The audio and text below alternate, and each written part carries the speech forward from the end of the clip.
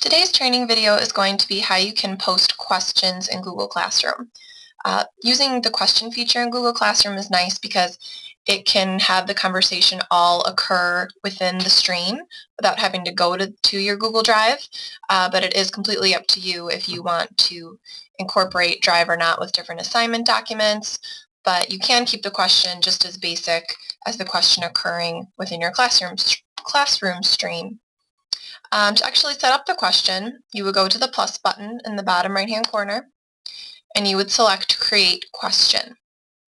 Now, I already have a question that I have been working on, so I'm going to open that one up. And you'll see it tells me question.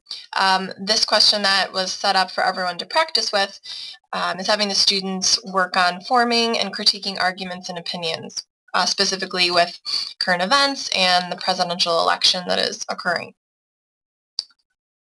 With questions, you can set a due date, so it can be graded just like an assignment would be, but you don't have to. You could also have it ungraded or no due date, no due time. You can still attach other resources within the question, but one of the biggest differences with the question compared to other assignments or posts or announcements in Google Classroom is how students can reply to questions. So you can decide, can students reply, if they can reply to each other or not. You can turn that off or on. And you can also decide, can students actually edit their answer in the question stream.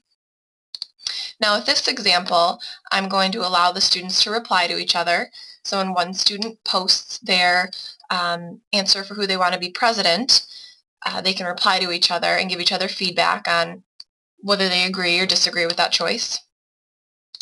And since students are going to be peer reviewing each other's answers and forming opinions and arguments and giving different critiques, I'm going to let them go back and edit it just in case they decide that they need to change a piece of evidence they put in, or maybe one of their peer reviewers gave them a suggestion of how they could form their argument or opinion in a better way.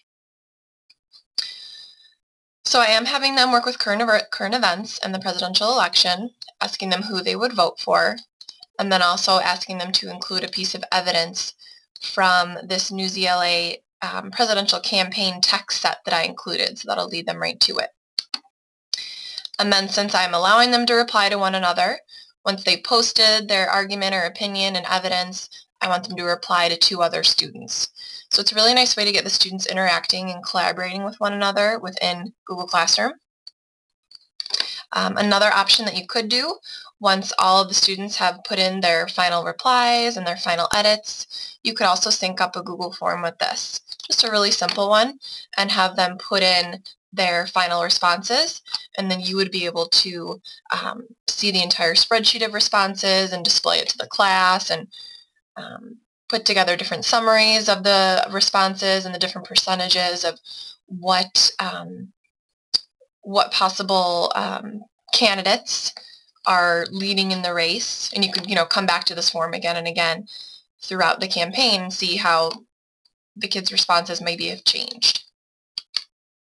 So that's how you post a question in Google Classroom. What's nice is that you can keep it within just the Classroom stream. You can attach and interact with Drive if you want. You can grade it if you want to, but that's up to you. And you can attach sources within it as well.